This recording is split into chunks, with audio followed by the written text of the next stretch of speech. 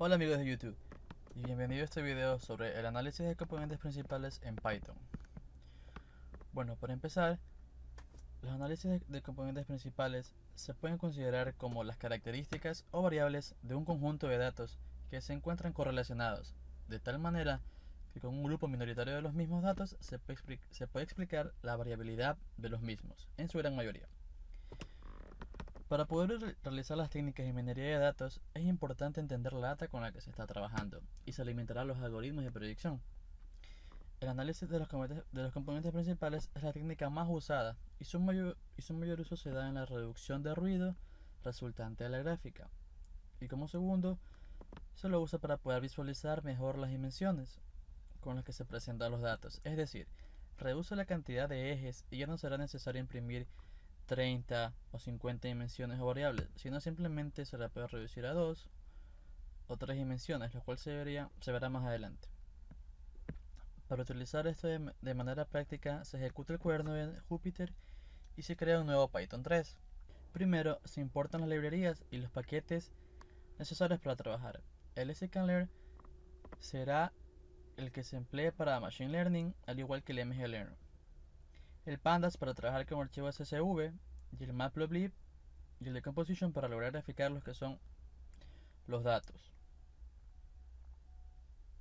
Si nosotros queremos visualizar los gráficos dentro de un mismo notebook, generamos la línea que se encuentra a continuación. Esta línea nos permite generar y visualizar los datos dentro del cuaderno de Jupyter. Luego del mglearn descargamos una ilustración que representa cómo trabaja y cuál es la finalidad del PCA. Ejecutando esta línea, podemos visualizar un conjunto de gráficas como ilustraciones, como ejemplos. Podemos visualizar las gráficas como ejemplo que nos presenta el mglearn. En el primer recuadro podemos observar el conjunto de datos, el cual va a tener el PCA dos componentes. Un componente principal, que es el cual posee los datos con mayor varianza, y el componente 2 es un componente ortogonal paralelo a 90 grados del componente 1. Y estos dos componentes representados en las dos dimensiones x y y van a representar gráficamente el comportamiento similar que tienen los datos. Luego se pasa a vigilar la data dejándola en el eje central de 0. Y posteriormente se le quita el ruido restándole el promedio de ambos componentes principales, quedando una línea recta como resultado similar a los datos que se presentaron en el primer recuadro. Sin embargo, el ruido que se encuentra en este conjunto es mucho menor. Una vez entendidos los conceptos y las partes principales del PCA, se procede a cargar los datos desde un archivo CSV mediante esta línea de comando.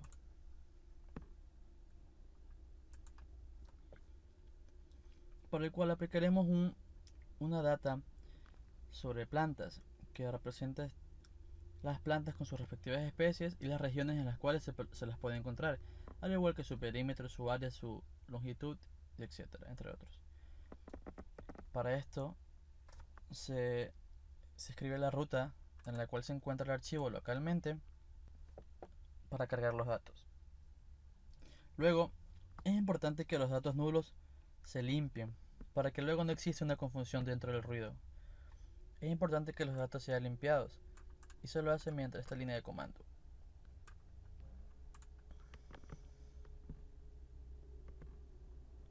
Este es para que no exista una confusión dentro del ruido y que no contenga datos nulos, para que al momento en que se realiza el análisis y el entrenamiento del algoritmo no se confunda el ruido con valores cero y permite un mejor análisis. Un paso fundamental para el análisis de componentes principales son el conjunto de datos. Este va a trabajar con un conjunto de datos que serán componentes principales que deben ser variables numéricas y trabajará con etiquetas o targets, que son los valores por los cuales irán representados dentro de ambas dimensiones. El target data es un tipo de dato entero que va a representar las diferentes especies, es decir, el 0 representa Anum, el 1 representa Chinense, el 2 Vacatún, y así respectivamente. En target se escriben todas las todas esas posibilidades en el orden que será representado. Luego de ello, se inicializa la variable por la cual obtendrá todos los datos, pero simplemente contará con datos numéricos y no con campos categóricos. Es decir, vamos a evaluar en función de perímetro, área, altura y anchura máxima. Ahora, recién vamos a inicializar la variable PCA, que fue importada desde la librería sklearn de Composition. Esta variable se le asigna dos componentes, el de mayor varianza y el ortogonal. En este caso vamos a reducir el número de dimensiones o variables en 2. Ejecutamos la línea y luego procedemos a entrenar la variable con los datos. Esto se hace con la función .fit. Ejecutamos la línea y nos aparecerá un mensaje. Luego es necesario transformar la información, transformar la data.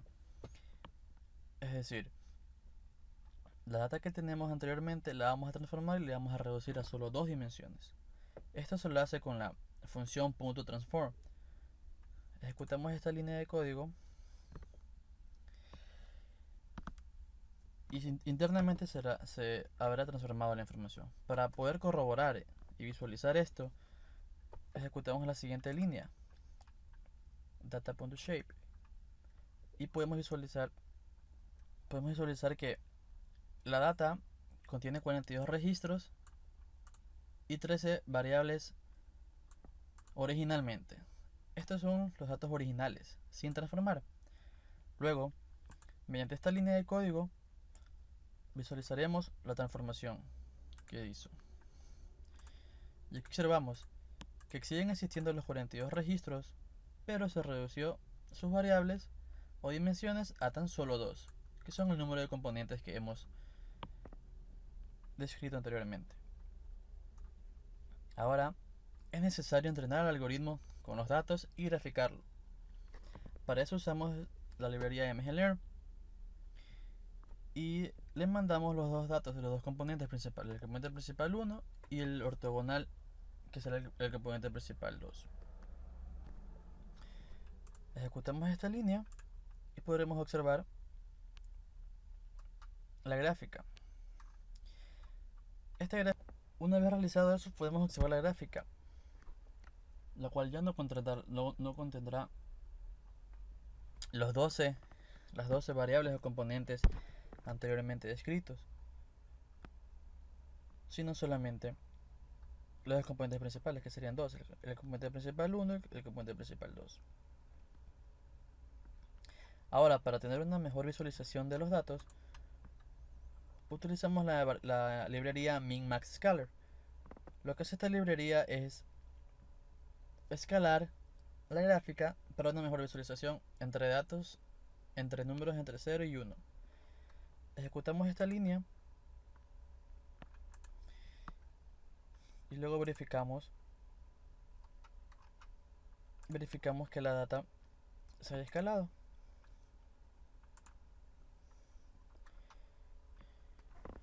Como podemos observar, hemos graficado una vez más la data con sus dos componentes principales. En la gráfica anterior, su escala iba desde menos 100 hasta 200 en el eje de las Y y de menos 1000 hasta 4000 en el eje de las X. Ahora, aplicándole la librería de min-max-scalar, podemos verificar que los datos van desde menos 0.6 hasta 0.8 en el eje de las Y y desde menos 0.5 hasta 1.5 en el eje de las X. Y como se puede observar, están representadas de una mejor manera. Se puede observar mejor las agrupaciones. Es decir, en este caso, las especies frutenses por lo general se agrupan en el lado izquierdo de la gráfica, así como la especie Anum se está agrupando del lado derecho de la gráfica. Este es uno de los usos principales de los componentes principales, para poder relacionar datos que no mantienen relación entre sí, de entre muchas variables o dimensiones, a solo reducirlas a 2 dimensiones y poder observar su relación de todos los datos entre sí. Bueno, muchas gracias por observar este video. Los invito a suscribirse y tengan linda tarde.